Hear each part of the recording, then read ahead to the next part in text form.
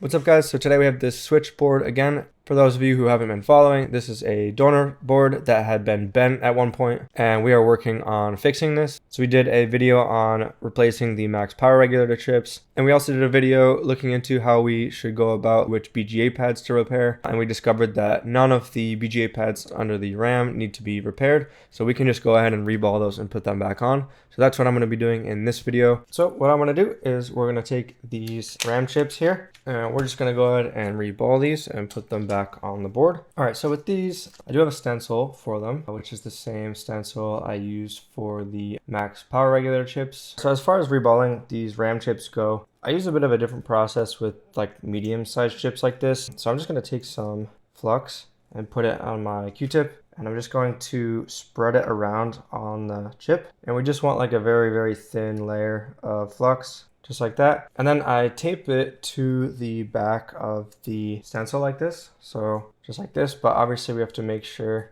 that it lines up before I tape it down. And then I'm just gonna put another piece of tape on here. And then you can see I've also taped over all of the extra little holes here, and you'll see why I've done that in a minute. So the next thing is I'm gonna grab this preheater, this mini preheater we have here, and I'm gonna take our whole little assembly thing, and I'm gonna put this kind of diagonal on the preheater with the chip in the middle, and I'm gonna put these little spring-loaded things on either side like this. All right, and then under the microscope here, I'm actually gonna be using solder balls instead of solder paste. And the reason for this is, check out the size of the holes on the max chips that we just did on the previous video compared to the holes on the RAM chips here. There's a pretty significant size difference, and I find that solder paste works a lot better on smaller solder ball sizes like this versus larger solder ball sizes like this. At least with this particular stencil, the stencil itself is not actually thick enough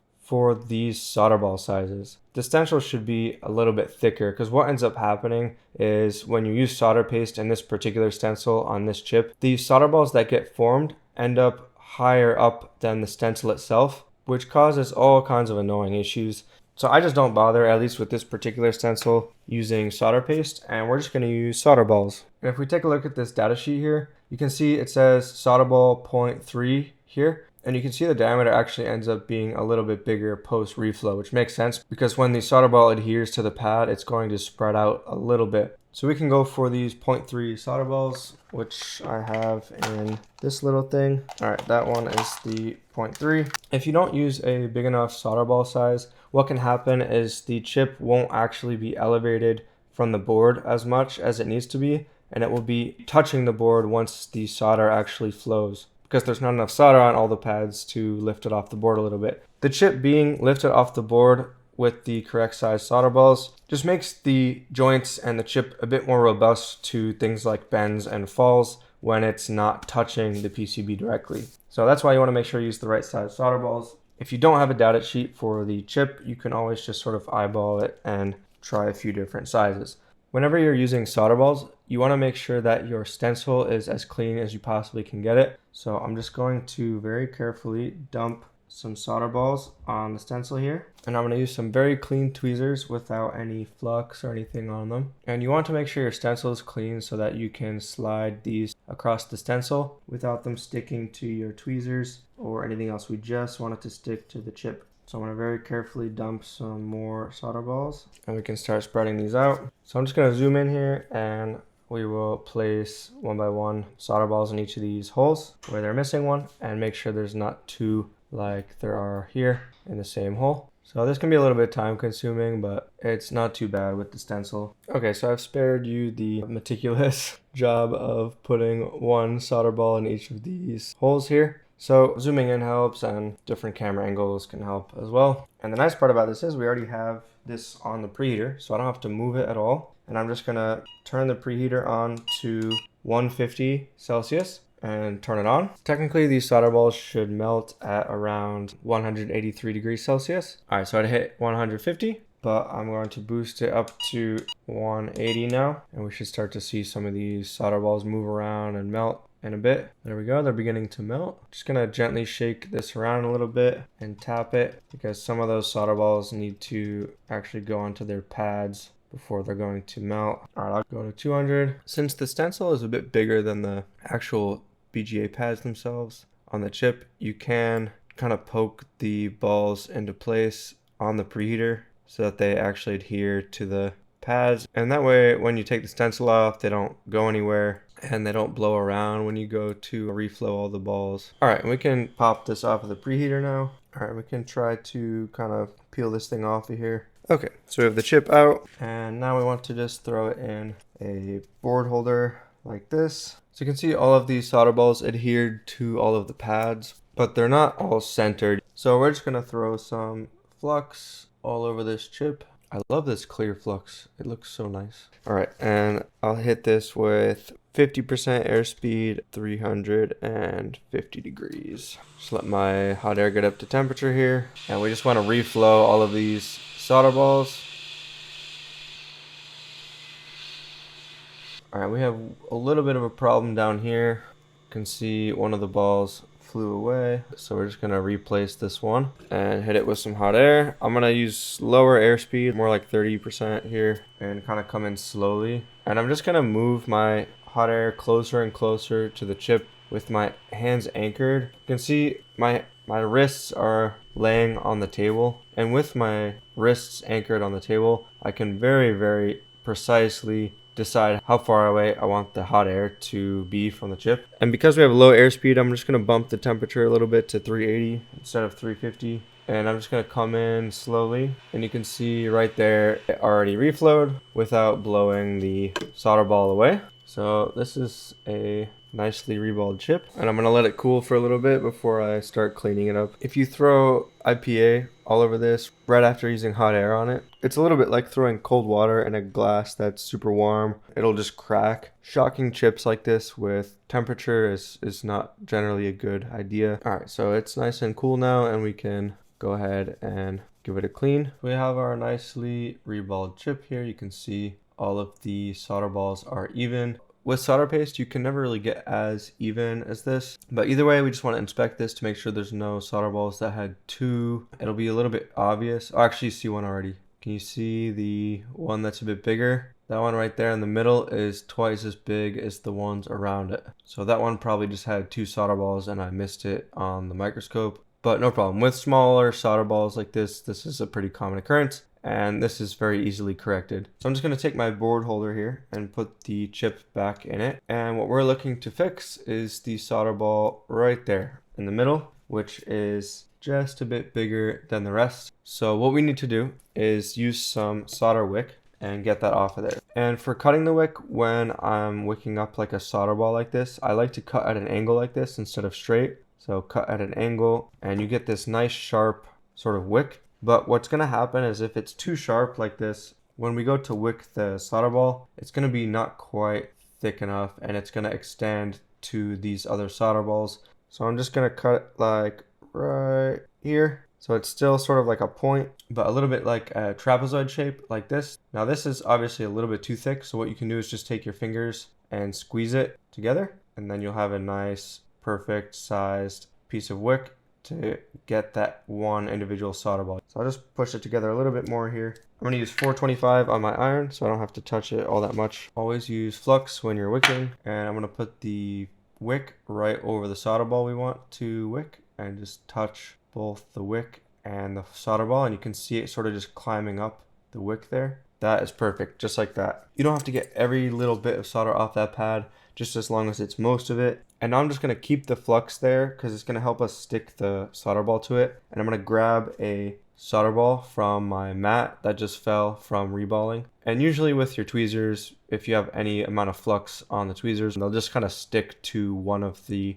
sides of the tweezer like this. And you can just sort of like usually plop it down into the flux. And I find that the thick flux on the chip really helps to just sort of like take it off of the tweezer and stick it into place like that. And then obviously it's also going to help the solder flow onto the pad when we heat it. So now I'm just going to come in with hot air, and I'll do pretty low airspeed, like 25 to 30% airspeed. And because we have low airspeed, we need higher heat to actually melt that solder ball. So I'm going to do 380 Celsius. You can see it starting to move there.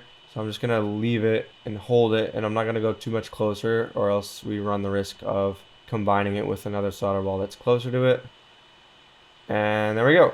Perfect. So this is ready to go back on the board. Just look how nicely reballed this is with the solder balls. So I've got both VRAM chips nice and reballed now with solder balls, and we can go ahead and put these onto the switch motherboard. So I've got the board here, and we need more Q-tips. So let's get this filled back up again. These are the greatest Q-tips of all time. If you haven't seen my tool video, I love these things. They're super precise and compact, and they don't get hair all over the board like other Q-tips. And I have one of these like bathroom Q-tip dispenser things, and the best way I found to put these in here is not to take it out of the Ziploc part like this, because when you take them out from the side like this, they get all uneven and it doesn't go in here nicely. So what I like to do instead is just take a X-Acto and cut a line through the Ziploc like this. Just open the hole a little bit bigger, and then I'm just gonna take the dispenser and put it over the Q-tips and then just do this. Puts all of them in here in a really satisfying way. And that way they actually dispense and they don't get all stuck and stuff. Just a little quick tip. Okay, so speaking of Q-tips, I'm gonna grab a Q-tip here and we're just going to zoom in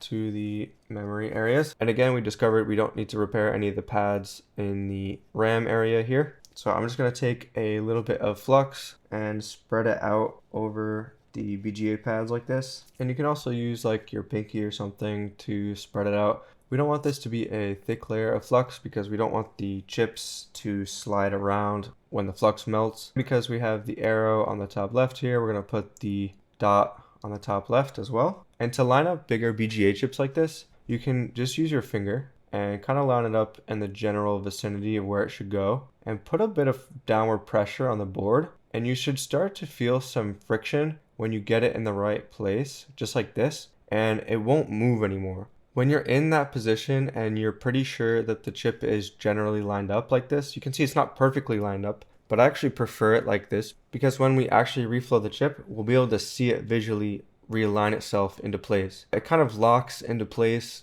when you put a bit of downward pressure because all of the solder balls make contact with all of the BGA pads on the board, and they provide enough friction to where the chip doesn't slide around anymore with that downward pressure. So this is perfectly lined up. I'm not going to touch this, and I'm going to grab the entire board and put it on the preheater. So let me just clean my preheater a little bit here. All right, so we're going to throw the board on the preheater. Cool, so I've got the chip sort of centered on the preheater like this. I'm going to go ahead and turn the preheater on to about 180. And while this preheater gets up to temperature, I'm going to take my hot air station and take the tip off of it because this is going to transfer heat a lot better to the chip than the tiny nozzle we have on here, because the nozzle is about 1/4 of the size of the chip and we want to apply hot air to the entire chip at the same time. So the preheater is taking care of warming the entire board up, and we're going to be using the hot air to warm up the chip and the top of the board. And I'm going to use max airspeed on my hot air station because we don't have a tip on it, so it's not going to actually be putting out that much air. And I'll set it to about 200 degrees to start out. And while the bottom of the board is preheating, we can kind of just come in with the 200 degree hot air and preheat the top as well. The secret to BGA rework is slow heating and preheating both the bottom and the top of the board before you come in with actual high heat, because the idea is you want to use high heat for as little time as possible. So the preheater's at 180 now, and we can just continue with the hot air on the top. Cool, and now I'll boost the temperature to 250. And I just know with my hot air station that around 300 to 350 is where we're going to start seeing the solder balls melt. Depends on how well preheated the board is. Alright, I'm going to boost it up to 300 now. Alright, and I think at some point the chip actually did already sort of move itself into place. I honestly didn't see it, but I know it wasn't this well aligned in the beginning, so we can be pretty sure a good chunk of those solder balls have already melted. But for good measure, I'm going to go up to 350 and apply some flux before we apply higher heat like that. Just going to put flux all the way around the chip here, just making sure it gets underneath the chip as best as we can. So 350 now, and we can also use some tweezers to do the sort of tap test. I always like to make sure I'm anchored on something when I'm tapping it because we don't want to tap it too much, just a tiny bit. Just like that, you can see it moved a tiny bit, and I'm happy with that. So we're just gonna let everything cool here. All right, and while the board is preheated, I'm gonna take this off of the preheater, and we're gonna go ahead and quickly line up the other chip. I'm just gonna sort of try to soak up some of this flux. I do want to reuse a lot of it, but I don't want it to be a big pool. I want it to be kind of a thinner layer, at least above these pads for the time being, so the thing doesn't float around. That should be good. And I'm just gonna drop the chip on, and same deal, I'll line it up with my fingers. And right there you can see it locked into place, and I'm just gonna leave it because that is perfect. And I'm gonna pick this up and put it right back on the preheater. Cool, so again, just gonna use no tip on the hot air station at 200 Celsius for right now, and just preheat the chip. Patience is big with BGA rework. There's no need to rush it. You don't want to be applying 450 degrees Celsius hot air to the chip for like 10 minutes. That's no good. Just be patient, use 200 Celsius, get everything warm. Get the bottom of the board warm, get the top of the board warm. And then once everything is sufficiently preheated, then you can come in with that hot air and melt everything. And it will be much faster and much more safe for the chip and for the board. So we'll go up to 250 now, and then 300. All right, and again, I will put some flux around the chip, and then 350. And I'm gonna come in with some bent tweezers here. Again, just anchoring it on the corner, and we just tap it a tiny bit like that, and that is perfect. And unfortunately, I'm realizing that this is actually the tiniest bit misaligned. You can see it's off by like 1 row of solder balls because the bottom row is showing. So unfortunately, we have to take this off and redo this chip. It's always best to grab this sort of thing while it's still on the preheater. So just gonna come in with 350 until it's sufficiently melted. And let's go ahead and pop this thing off the board and try again. So you can see for sure we were 1 row off. This is just the nature of putting chips back on the board where you don't have an actual like outline of where they're supposed to go. Although I've just realized that there is actually an indication of where the corner of the chip should be, so that's too bad. And again, while we're still in the preheater, I'm just gonna come in with some wick and get this solder wicked up. Alright, so I finally have this thing reballed, and it's looking pretty good to me. So let's get this on the board. I'm gonna clean up the old flux that was here, or spread it around a little bit at least. Dry it up, and let's get some flux spread around in a thin layer here. Use my finger to make it even thinner. Cool. Right, now let's align the chip correctly this time. So if you look at the solder balls at the bottom, this should be aligned like this. You can see actually there is a alignment notch on the bottom that I disregarded accidentally earlier. So we at least know where this should be now.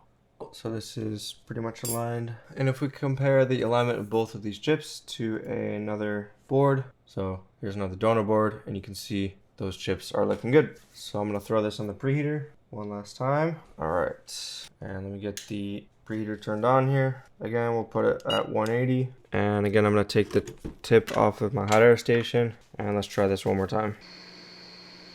All right, so that is finally on there. And again, we'll just give it some time to cool down. Cool, so everything is pretty cooled down now. We don't want to wait too long to clean because the flux is still liquid, which is nice to clean. So let's go ahead and mop up the rest of this. Really, this board needs to be ultrasonic cleaned. So maybe I'll go ahead and do that before we put the APU on. I'd rather not put this in an ultrasonic cleaner with the APU on because of all of the trace repair things involved. Cool, so these chips are nice and secured on the board. And outside of having to redo this bottom one, I'm pretty happy with how that went. We were able to find a good way to reball these RAM chips and get them back on the board. In the next part, we'll go over how we can repair the traces on the board as well as the pads underneath the APU, which should be a pretty interesting one. And then we'll need to obviously reball the APU, put it back on the board, and then we can give this thing a test and see where we're at. But that'll be it for now, and I appreciate you guys for watching, and I'll see you in the next video. Peace.